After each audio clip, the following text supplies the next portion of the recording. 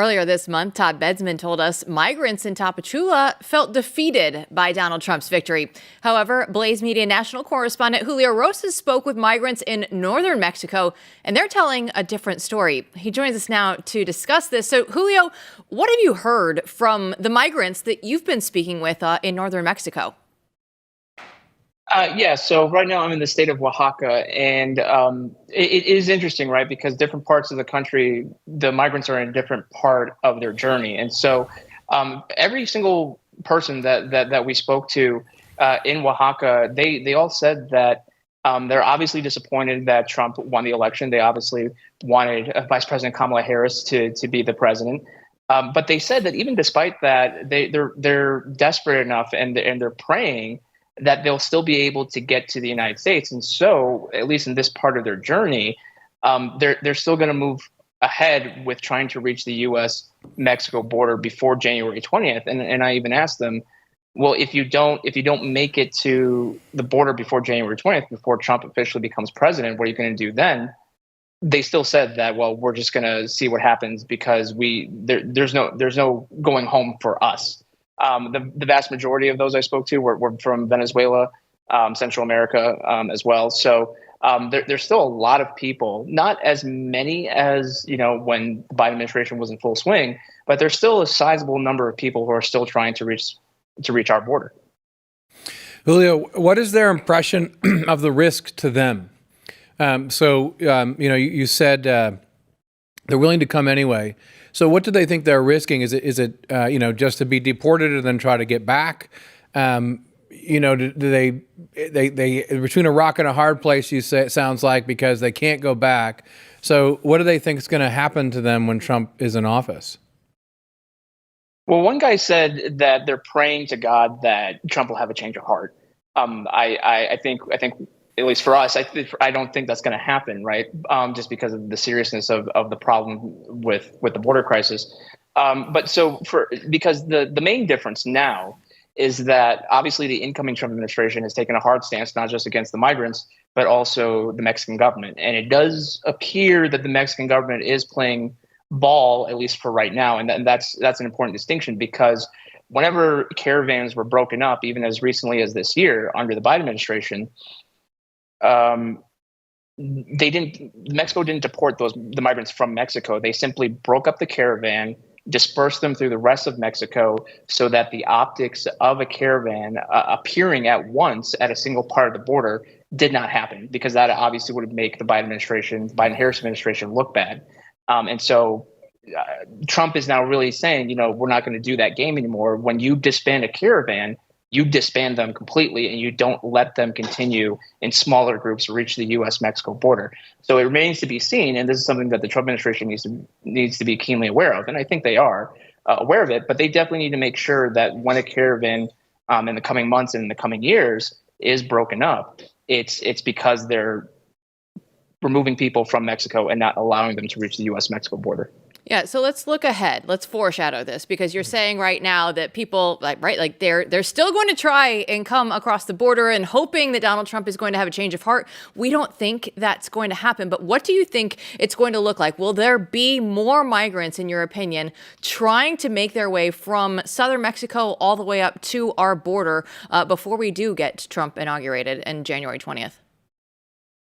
I don't think so. And it's because as we were traveling from the capital of Oaxaca to the eastern part of the state, which is where our interviews took place, our drivers were saying that even as recently as 3 months ago, the mountain roads going north, had a ton of migrants walking alongside the highway. And we didn't see that. We didn't see that until we got to the most eastern part of the state. And so I think that's just because, again, the rhetoric from Trump's campaign, and now that rhetoric has power behind it, because he is going to become president next month. And that's the key difference, right? Because under the Biden-Harris administration, not only were they telling the migrants that it was going to be the easiest way for them to come into the country legally, but also they'd be able to stay in the country, at least for the time being. Now, we have people like President-elect Trump, we have Tom Homan, the incoming border czar, Stephen Miller. They're all putting out the message that not only are we going to seal the border, but if you get into the country, we're going to deport you. You are going home. And that is a very Obviously, it's a very stark difference from what has been happening, almost for going on for 4 years. And that's the big change that the voters wanted. And that's why, a big reason why Trump won in November. And so we are starting to see that effect, that desired effect from American voters now happening because, yes, there are still migrants obviously trying to make their way through Mexico, but it appears to have, those numbers have appeared to be lowered dramatically enough to even where locals are saying we're starting to see a difference from even a couple weeks ago. So Julio, you're there now. Can you tell us what Mexico is actually doing? Like when we say Mexico is cracking down, right? I mean, those are pretty abstract words for Americans to hear.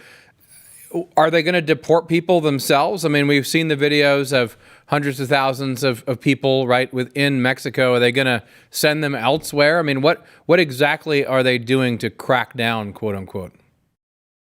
So there are immigration, National Guard, state police checkpoints as you get closer to Oaxaca City, because that highway does eventually to Mexico City, right? And then obviously to the rest of the country. So I think that's one reason why the migrants that I spoke to, they still have that determination to try to reach our border because they haven't gone through that gauntlet yet. Unlike the migrants that Todd spoke to when he was in Mexico City, because obviously that reality, that stark reality of how much harder it's become is a lot more clear to them.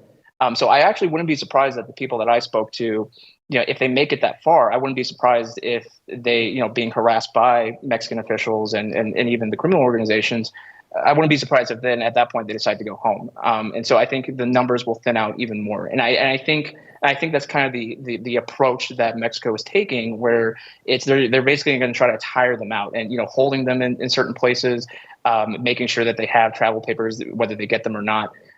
So I think that's kind of what we're seeing more of now, to where it's less window dressing and actually more action, where they actually hold people and then they just hire them out and wait for them to just give up on their own, which obviously is that only goes so far. But then that's why it's good to have a new administration, to where if they do make it to our border, they're not going to get in illegally like they have been able to for the past 4 years. Julio Rosas, we appreciate the update as always. Of course. Thanks. Matthew, it's great to have Julio down there and doing the reporting there from Mexico, bringing us the story directly. Yeah, no, we're going to hear a lot more from him in the coming days. There'll be video and obviously articles on the website, and we'll have him on the show soon. We're just talking to him before the show about this. It's a really important trip because you actually do need to go down and see what the heck is going on. It's kind of a mystery, to a lot of us, how exactly this works. And now here, hopefully the end, we can, we can see what's going on and help put pressure on people to do the right thing.